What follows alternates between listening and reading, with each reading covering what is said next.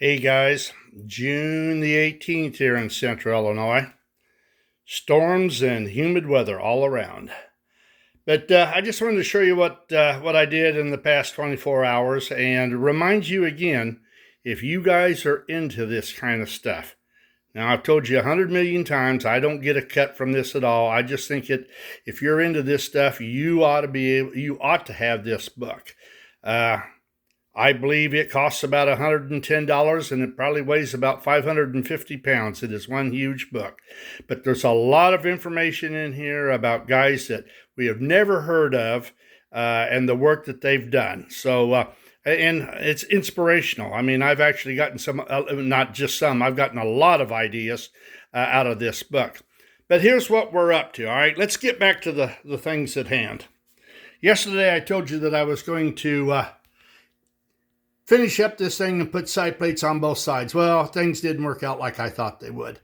But early this morning at 5:30, I was up and I went ahead and my super glue held the plate. And when I went to drill one hole through, which I did get, the moment I drilled through, the plate busted off. So I cleaned off the super glue, which was no big deal.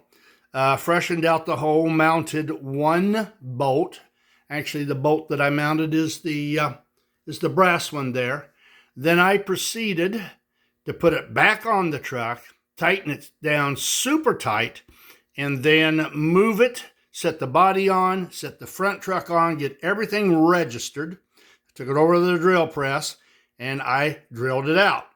And like everything that I do, and when you're dealing with sheet metal and you're holding with one hand and you're bringing the drill press down with the other, it didn't exactly register the way I wanted it to. It looked like it, but it didn't. And like I told you before, these things happen. And I elongated the hole just a little bit. And we got her all put together. We tightened her down super tight. And we've even put the springs on it just for the heck of it. And this is what one side will look like when it's finished. The front truck is an American Flyer solid frame. The back truck is off of an American Flyer flex frame truck. And the back plate off the flex is bigger than the front, which is fine for me because it basically lines up on the wheels with the journal caps there, the boxes, basically pretty close to where the axles are on this. And I put all this together. I eyeball it. In fact, what I do is I take that front truck and I roll it right back to the power truck so that when I look at it, the rivets basically are in a line from one truck to another. So I've got that done. Here again, that's just half of the boom, but that's what it's going to look like. And once I get this done on this side, then I do a lot of tests because everything has to swing. I can't do all this work, paint it, put it together, put it on the track, and all of a sudden something is seizing up because it's too close on a curve or something like that. And that's what I did with this. This is exactly my Interurban. That's exactly the same truck that I'm building on. This one was a lot easier because these wheels are smaller. And here again, I'm using these O-Gauge Alco motors, which are absolutely outstanding for this kind of stuff. I cannot stress how good of a unit they are. They've got two shortcomings. The one shortcoming is they sit low. So you not almost always, you always have to block it up because the top of this is higher than the base of the motor, so it's got to go up. But they're quiet, they run well, and I'll show you how it's going. Let's start with the crane. Hear how quiet that is. And I'll show you something else. You know, I've always talked a good surgeon buries his mistakes. Well, you've seen the finished side. And here's the other side. And I want that ugliness buried.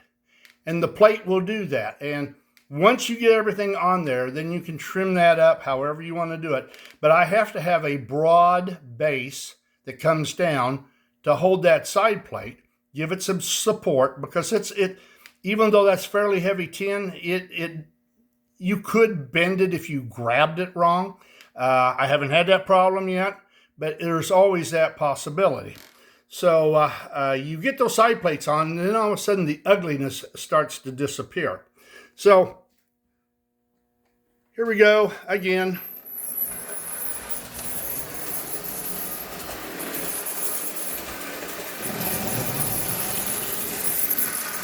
Same motor, same setup, smooth as silk.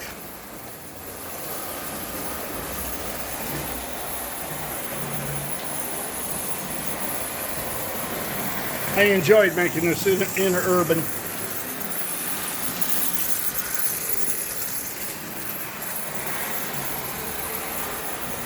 But yeah, it's coming along good. I'm sweating like a pig up here. I ain't got the AC on yet.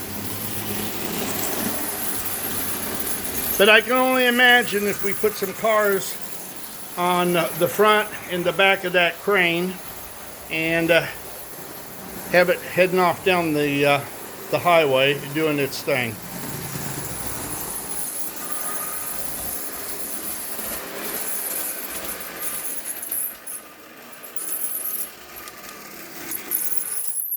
So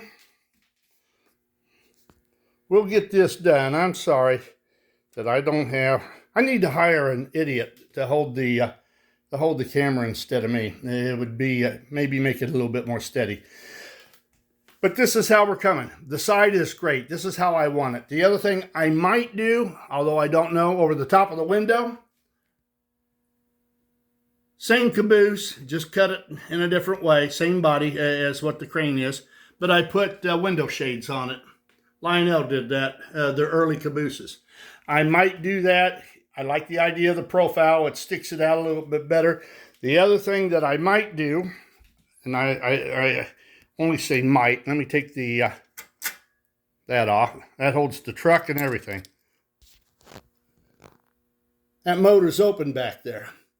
I might put a cylinder around it to make it look like a steam engine, steam boiler, because I am going to have here on the roof, there's going to be a stack that's going to come up out of there.